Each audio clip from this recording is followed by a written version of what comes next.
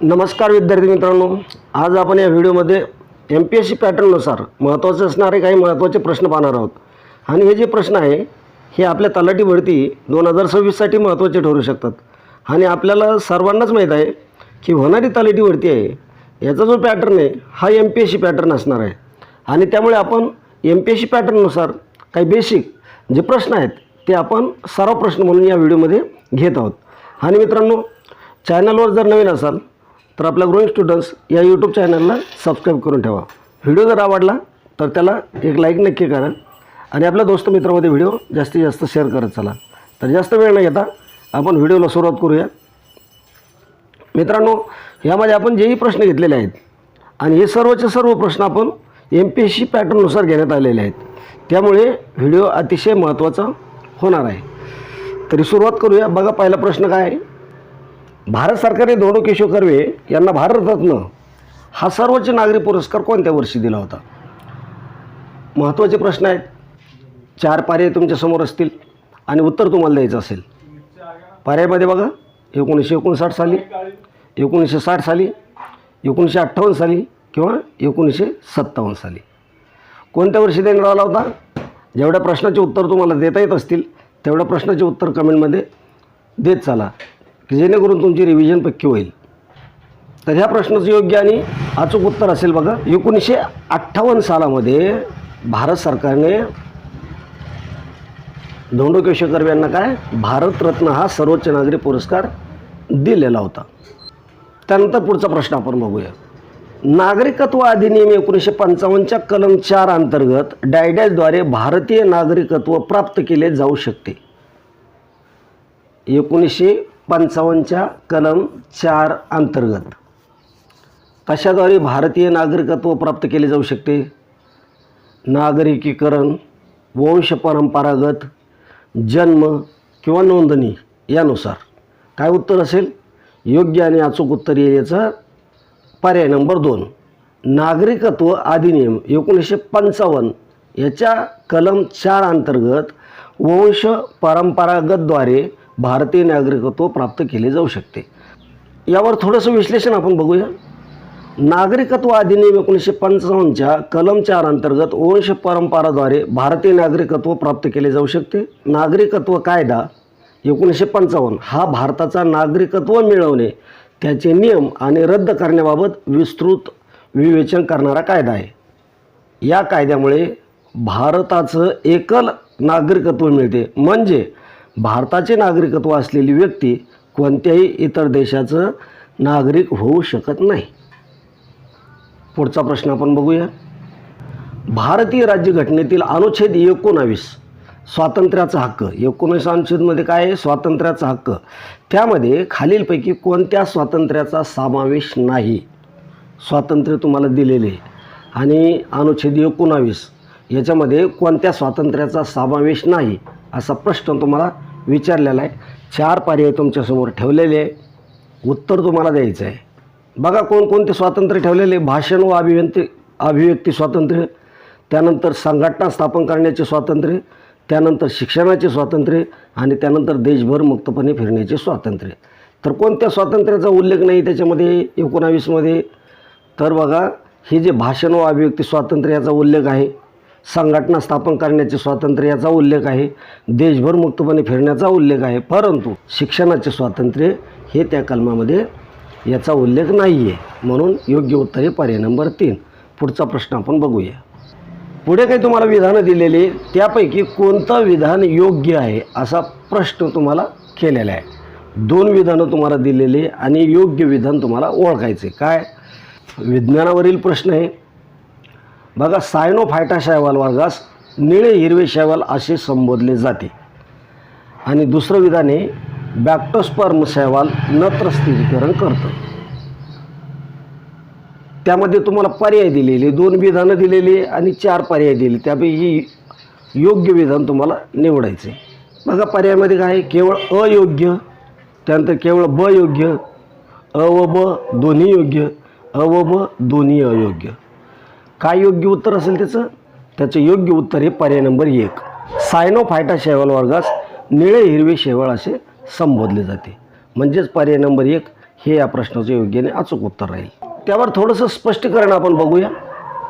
विधान ब चूक आहे, कारण केवळ सायनो शैवालच नत्र स्थिरीकरण करतात. शियानो फायटा शैवाल वर्गास निळे हिरवे शैवाल असे संबोधले जाते. सहजीवन नत्र स्थिरक जीवाणू हे काय असतात, नॉस्टॉक अलोसेरा याच्यामध्ये. त्यानंतर शैवालाच्या अभ्यासास काय म्हणतात तर फायकॉलॉजी असे म्हणतात.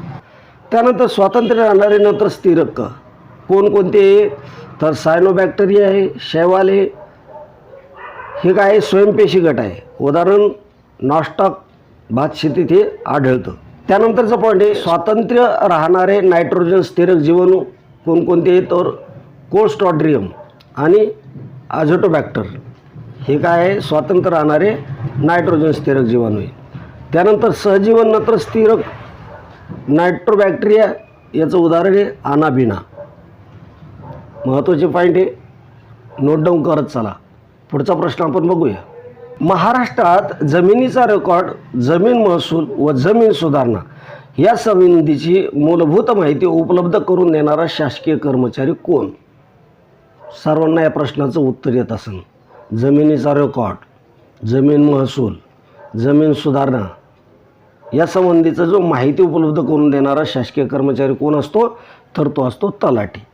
पर्यायामध्ये तुम्हाला तहसीलदार दिलेले, ग्रामसेवक दिलेले, पोलीस पाटील दिलेले, परंतु योग्य उत्तर काय आहे पर्याय नंबर 4.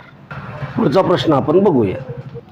खालीलपैकी प्रादेशिक असमतोलाचे निर्देशके कोणते? प्रादेशिक समतोलाचे निर्देशके कोणते? 4 निर्देशक तुम्हाला दिलेले, त्यापैकी प्रादेशिक समतोलाचे निर्देशक तुम्हाला सांगायचे आहे. निव्वळ राज्यांतर्गत उत्पादन, त्यानंतर राज्यातील लोकांचे दरडोई उत्पादन, त्यानंतर दरडोई विजेचा वापर आणि प्रति 1000 व्यक्तीमध्ये नोंदणीकृत वाहनाची संख्या. समतोल निर्देशके कोणते? अ, ब, क आणि ड हे 4ही जे निर्देशांके तुम्हाला दिलेली आहे हे काय आहे प्रादेशिक समतोलाचे निर्देशके आहेत. पर्याय तुम्हाला दिलेले बघा, फक्त ब, अ आणि क योग्य आहे. फक्त ब आणि अ योग्य आहे. अ, ब, क आणि ड योग्य आहे आणि फक्त अ, ब आणि क योग्य आहे. काय योग्य आहे तर हे जे 4 आहे काय निव्वळ राज्यांतर्गत उत्पादन योग्य आहे, राज्यातील लोकांचे दरडोई उत्पादन हेही योग्य आहे, दरडोई विजेचा वापर हेही योग्य आहे आणि प्रति 1000 व्यक्ती माझे नोंदणीकृत वाहनाची संख्या हेही योग्य आहे. म्हणजेच या प्रश्नाचं योग्य उत्तर येईल पर्याय नंबर 4 अ, ब, क आणि ड योग्य. पुढचा प्रश्न आपण बघूया. ग्रामीण व शहरी शासन व्यवस्थेस सशक्त करण्यासाठी प्रथम कोणती 2 विधेयके संसदेसमोर आणली होती? ग्रामीण व शहरी शासन व्यवस्थेस सशक्त करण्यासाठी प्रथम कोणती 2 विधेयके संसदेसमोर आणलेली आहे? बघा पर्यायामध्ये काय दिले तुम्हाला, 64वे व 65वे दुरुस्ती विधेयक, 66वे व 67वे दुरुस्ती विधेयक, 68वे व 69वे दुरुस्ती विधेयक आणि 74वे 75वे दुरुस्ती विधेयक. काय योग्य उत्तर आहे? ग्रामीण व शहरी शासन व्यवस्थेत सशक्त करण्यासाठी 2 विधेयक आणली होती संसदेसमोर. कोणते आहे? 64वे व 65वे दुरुस्ती विधेयक. हे 2 विधेयकं संसदेसमोर मांडण्यात आली होती. म्हणजेच योग्य उत्तर काय येईल? पर्याय नंबर 1. पुढचा प्रश्न आपण बघूया. खालीलपैकी कोणती जोडी चुकीच्या पद्धतीने जुळविलेली आहे?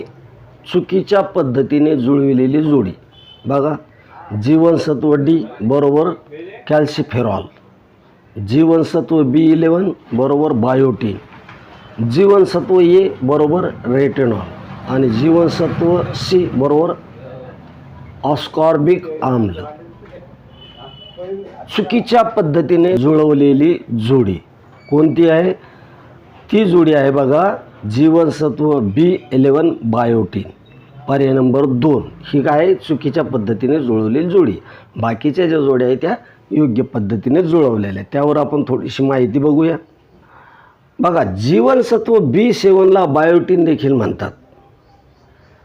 ते आपल्या अन्नाचे ऊर्जेमध्ये रूपांतर करण्यास मदत करतं. डोळा, केस, त्वचा आणि मेंदूच्या कार्यासाठी हे काय आहे महत्त्वाचं आहे. तसंच हे यकृताच्या कार्यास देखील देखभालीस मदत करतं. बायोटीन हे पाण्यात विरघळणारे जीवनसत्व आहे. याचा अर्थ तुमच्या शरीरात ते साठवले जात नाही. पुढचा प्रश्न आपण बघूया. 74व्या घटना दुरुस्ती कायदा 1992 बाबत खालील तरतुदी विचारात घ्या. 74वी घटना दुरुस्ती ती कधी झालेली 1992ला. त्याबाबत काय तरतुदी आहे त्या तुम्हाला काय करायचे विचारात घ्यायचे आहे. पहिली तरतूद आहे नगरपालिकांना कायदेशीर दर्जा देणे. दुसरी तरतूद आहे प्रभाग समित्या नेमणे. तिसरी तरतूद आहे जिल्हा नियोजन समिती. आणि चौथी तरतूद आहे नगरपालिकेच्या अध्यक्षाची प्रत्यक्ष निवडणूक करणे. कोणती तरतूद बरोबर आहे किंवा कोणत्या तरतुदी बरोबर आहेत असा प्रश्न तुम्हाला विचारलेला आहे आणि त्यावर तुम्हाला 4 पर्याय दिलेले बघा. फक्त अ बरोबर, फक्त ब आणि क बरोबर, अ ब क आणि ड बरोबर किंवा अ ब आणि क बरोबर. काय उत्तर असेल याचं? याचं उत्तर आहे बघा ब आणि क बरोबर. प्रभाग समित्या नेमणं आणि जिल्हा नियोजन समिती तयार करणं म्हणजेच योग्य उत्तर आहे पर्याय नंबर 2 ब आणि क हे बरोबर आहे. पुढचा प्रश्न आपण बघूया.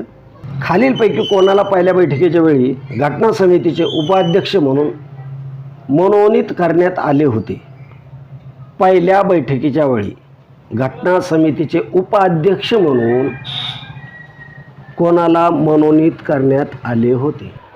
के संथानम, अबुल कलाम आझाद, जॉन मथई, फ्रँक अँथोनी.